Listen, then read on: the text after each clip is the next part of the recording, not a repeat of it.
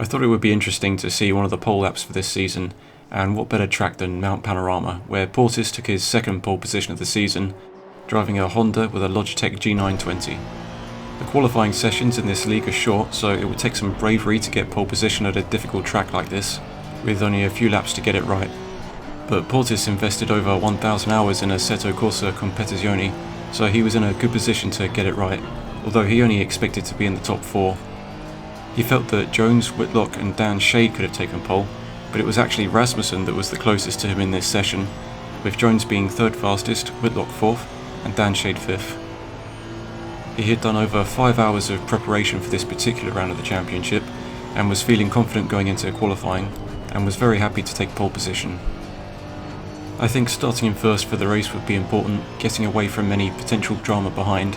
where it would be easy to get collected in an incident in many of these difficult corners. Portis was 5th in the championship standings, only 1 point behind Corsaro, and had no podium finishes, so pole position would be a good chance for him to move into 4th in the standings and get that first podium result. This pole position would have actually tied him for 4th, because of course drivers get a point for pole position, but Corsaro would have stayed in 4th with the tiebreaker system, as Corsaro had a better best result. Whitlock was leading the championship, and was the only one to have taken multiple pole positions, until Portis got his second pole,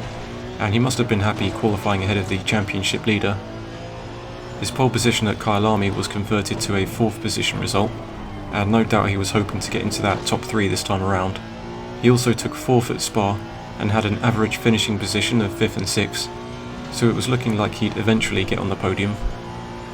He's one of the most experienced drivers in Assetto Corsa Competizione, so he could have a strong competitive advantage in areas like car handling, track knowledge,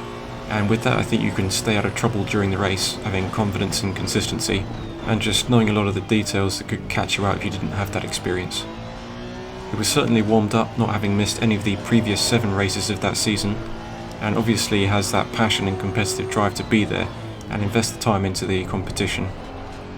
So that was the fastest lap from our short qualifying session, and well done to Portis for that, investing the time in practice and seeing that pay off.